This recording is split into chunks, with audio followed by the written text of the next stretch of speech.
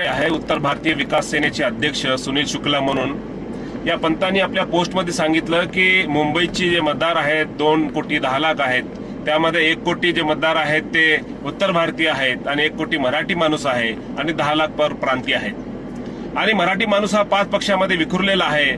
म्हणून उत्तर भारतीय जर एकत्र आले तर उत्तर भारतीयांची मुंबईमध्ये सत्ता येऊ शकते, त्यांचा महापौर होऊ शकतो।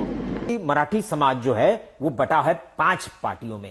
कोई उद्धव को वोट देगा, कोई शिंदे को देगा, कोई राज ठाकरे को देगा, कोई बीजेपी को देगा, कोई कांग्रेस को देगा।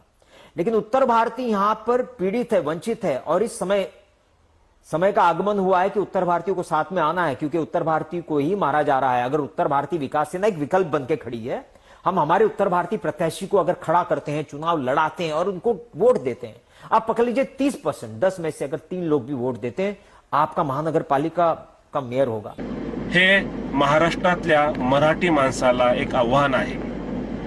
माझं महाराष्ट्रातल्या सर्व मराठी बांधवांना सुनील शुक्ला या पंताच्या पोस्टकडे लक्ष वेधायचं आहे की सुनील शुक्ला पंत जेव्हा हे चॅलेंज करत आहेत, आव्हान करत आहेत, ते उत्तर भारतीय म्हणून स्वतःला मोजत आहेत।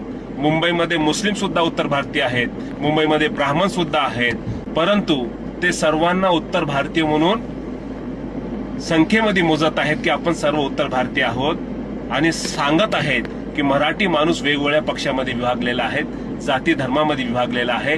मराठी माणूस जातन धर्माची भिंत सोडून एकत्र यायला तयार नाही। आता मुंबई वाचवण्याची वेळ आमच्यावर आलेली आहे आणि उघड उघड ते आव्हान करत आहेत, आम्हाला गणित दाखवत आहेत, अरे तुम्ही 5 पक्षामध्ये विभागलेले आहात, तुमची आता सत्ता येऊ शकत नाही।